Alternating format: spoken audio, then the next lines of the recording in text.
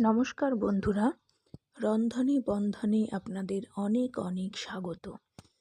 আজকে নিয়ে এসেছি অত্যন্ত সুস্বাদু লাউ চিংড়ির রেসিপি। সেজন্য একটা লাউকে সরু সরু করে ঝিরি করে কেটে নিয়েছি, আর নিয়েছি 200 গ্রাম চিংড়ি মাছ। চিংড়ি মাছটাকে নুন হলুদ দিয়ে মাখিয়ে রেখেছি। এবার একটা কড়াইতে 1 টেবিল চামচ তেল দিয়ে চিংড়ি মাছগুলোকে তেলের মধ্যে দিতে হবে। তারপরে গ্যাসটাকে মিডিয়ামে রেখে চিংড়ি মাছগুলোকে খুব ভালো করে 2-3 মিনিট ভেজে নিতে হবে। ভাজা হয়ে গেলে চিংড়ি মাছগুলোকে একটা পাত্রে তুলে রাখবো। তারপরে ওই একই তেলে দিয়ে দিলাম 1/4 চামচ কালো জিরে এবং 1/2 চামচ আদা বাটা। কালো জিরে এবং আদা বাটা দিয়ে একটু নেড়ে চেড়ে কেটে রাখা লাউটা দিয়ে দেব। এই সময় গ্যাসটাকে হাই রেখে লাউটা কালো জিরে এবং আদা বাটা দিয়ে খুব ভালো করে ভেজে নিতে হবে। 2-3 মিনিট একটু লাউটা নাড়াচাড়া করে দিয়ে দেব 1 চামচ নুন এবং 3 ছোট চামচ চিনি। লাউতে একটু চিনিটা বেশি দিলে টেস্টটা ভালো হয়, আপনারা আপনাদের পরিমাণ মতন চিনি দেবেন। নুন আর চিনি দিয়ে আবার লাউটাকে একটু ভালো করে মিশিয়ে নিতে হবে। গ্যাসটা এই সময় হাইতেই রাখবেন।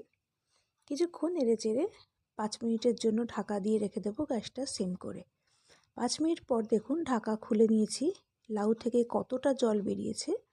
এই সময় নেড়ে চেড়ে আবার লাউটা 5 মিনিটের জন্য ঢাকা দিয়ে গ্যাসটা সিম করে রেখে দেব। এবার দেখুন 5 মিনিট পর লাউটা পরিমাণে কতটা কমে গেছে। এখন গ্যাসটা হাই করে লাউয়ের জলটা একটু শুকিয়ে নিতে হবে। 2-3 মিনিট গ্যাসটা হাই করে লাউটা একটু নাড়লেই জলটা কিছুটা শুকিয়ে আসবে। তখন ঢেকে দিতে হবে আবার 5 মিনিটের জন্য গ্যাসটা সিম করে। এখন লাউটা প্রায় সেদ্ধ হয়ে এসছে।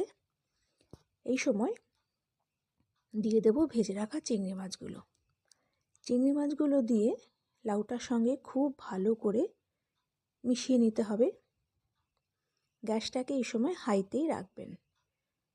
আমার রেসিপিগুলো যদি আপনাদের ভালো লাগে তাহলে প্লিজ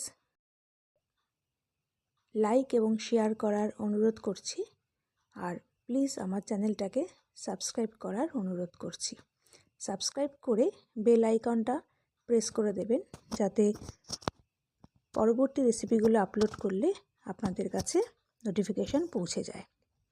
এভাবে ঢাকা দিয়ে দিয়ে লাউটা রান্না করতে হবে। কিছুক্ষণ বাদে বাদে ঢাকা খুলে আবার নেড়ে দিতে হবে। দিয়ে দিলাম 2টো কাঁচা লঙ্কা। কাঁচা লঙ্কা দিয়ে গ্যাসটাকে হাই করে আবার একটু নেড়ে দেব। পুরো লাউ চিংড়ি কিছুক্ষণ বাদে বাদেই ঢাকা খুলে নেড়ে দিতে হবে, আবার ঢাকা দিতে হবে। রান্না করা খুবই সিম্পল, কিন্তু খেতে অত্যন্ত সুস্বাদু। এইভাবে রান্না করতে করতে দেখুন লাউ এবং চিংড়ি দুটোই সেদ্ধ হয়ে গেছে। তারপরে হাই করে এক্সট্রা জলটা শুকিয়ে নিলেই তৈরি হয়ে যাবে আমাদের লাউ চিংড়ি।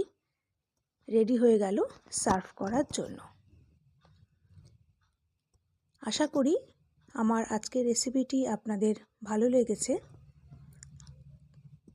পরের দিন আবার একটা নতুন রেসিপি নিয়ে চলে আসব। ততক্ষণ আপনারা ভালো থাকবেন, সুস্থ থাকবেন। নমস্কার।